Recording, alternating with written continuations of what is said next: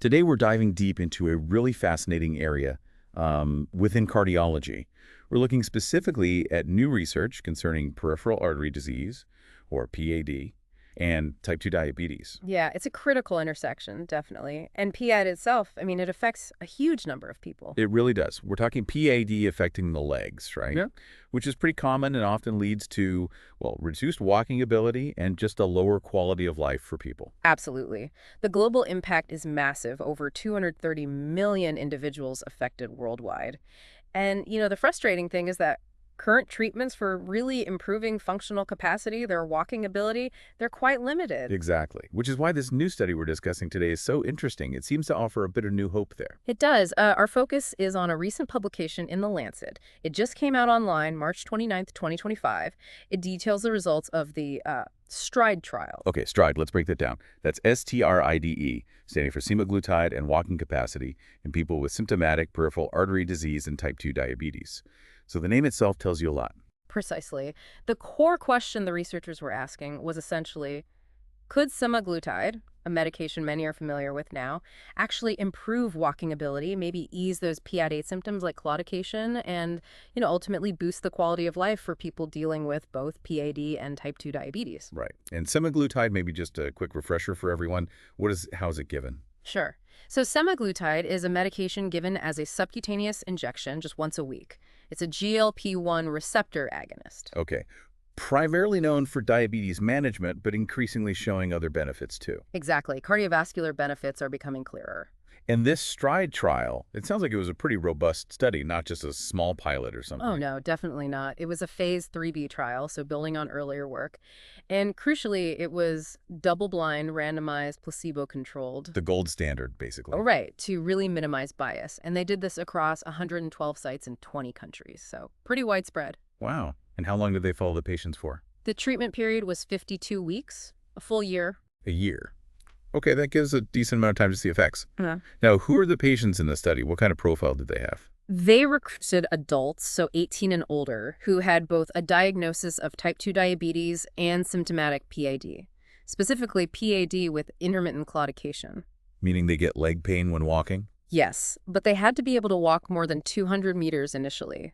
And they needed objective proof of PA2 using specific ankle brachial index or toe brachial index measurements. Got it. So confirmed PAD, symptomatic, and also type 2 diabetes. And the main thing they were measuring, the primary endpoint. The main goal was to measure the change in their maximum walking distance at the end of that 52-week period. Okay. They used a constant load treadmill test for this, comparing the distance at 52 weeks to where they started at baseline. Right. So put them on the treadmill before and after, see how much further they could go. Yeah. And the word is the results were pretty significant. They were indeed. The findings were statistically significant, suggesting this could actually be a new approach for these patients. Okay, this is really where it gets interesting for clinicians and patients alike. So let's unpack this study. What do these findings actually mean for managing these challenging conditions? Well, the headline finding, like we said, was that statistically significant improvement in maximum walking distance at 52 weeks for the group getting semaglutide compared to placebo. Okay, but what does that look like in numbers? They reported an estimated treatment ratio of 1.13. So what that basically means is, on average, the semaglutide group could walk about 13% further on that treadmill test at the end of the year compared to their own baseline, and importantly, significantly further than the placebo group managed. 13% further. Okay, that sounds like a noticeable difference. But, treadmill tests are one thing. Did it translate into how patients actually felt or functioned day to day? That's always the key question, isn't it? And yes, they looked at that too through secondary endpoints. They found significant improvements in pain-free walking distance as well. That's crucial for claudication, being able to walk further before the pain kicks in. Exactly. That makes a real difference in daily activities. And they also saw significant improvements in quality of life measured using a specific tool called the VascuCol-6 score. And were these changes just statistically significant or actually meaningful to patients?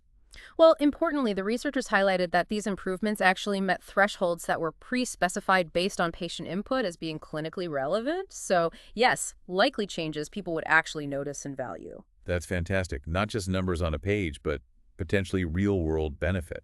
Now, what about safety? Anytime we talk about adding a medication, especially long-term, safety is paramount. Absolutely. And the safety data from STRIDE was quite reassuring. The overall safety profile of semaglutide in these patients was consistent with what we've seen in, lots of other large trials with the drug. So no major new warning signs popped up in this specific group. No, no new or unexpected safety concerns emerged.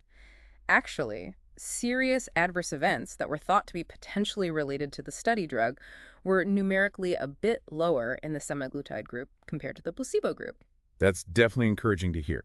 Okay, so zooming out then. What are the big picture implications here? Does this change how we should think about treating patients with both type 2 diabetes and PAD? I think it does suggest that semaglutide could be a really novel therapy here.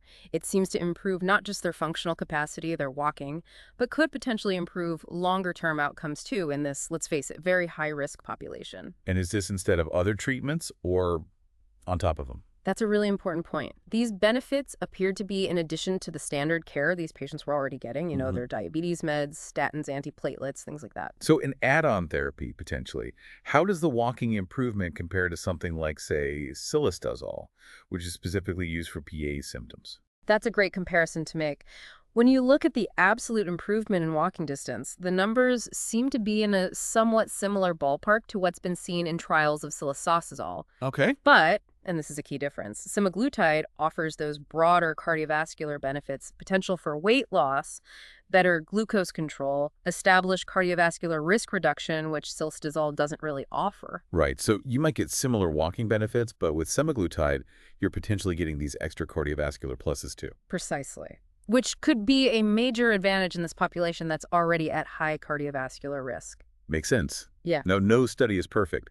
Were there any important limitations to the STRIDE trial we should keep in mind? Yes, definitely. Always important to consider limitations.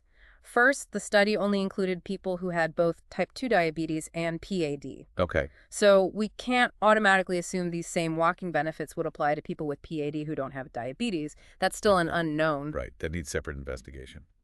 Anything else? Well, while the walking and quality of life results are positive over 52 weeks, we still need longer-term studies to really understand the impact on major limb events, things like needing revascularization procedures or, worst case, amputation. Got it. Need more time to see the effect on those harder outcomes. So where does the research go from here? What are the next steps? I think there are a couple of key directions. One is definitely digging into the mechanisms. How exactly is semaglutide helping? Is it reducing inflammation, improving blood vessel function, metabolic effects? Understanding the why is important. Sure. And as we just mentioned, testing semaglutide in PE patients without type 2 diabetes is a really crucial next step to see if the benefits extend to that population as well. Okay, so to quickly recap. Yeah. The STRIDE trial showed semaglutide significantly improved maximum walking distance and pain-free walking distance over a year in people with both type 2 diabetes and symptomatic PAD. Correct. And these improvements seemed clinically meaningful alongside improvements in quality of life. And the safety profile looked consistent with what we already know about semaglutide. Yes, reassuring on that front. And it offers potential broader cardiovascular benefits beyond just walking, unlike some existing PAD-specific drugs. So it presents a compelling case, although, as you said, mainly for this dual diagnosis population for now, and longer-term limb outcome data is still needed. Exactly. It offers strong initial evidence for semaglutide's utility in managing symptomatic PAD in patients who also have type 2 diabetes. Which really leaves us with a final thought, doesn't it? Considering these results, how might clinicians start thinking about fitting semaglutide into their treatment strategies for these complex patients? And perhaps more broadly, what further questions do these findings raise for how we approach cardiovascular care in this whole population? It seems like we've definitely uncovered a significant piece of the puzzle today.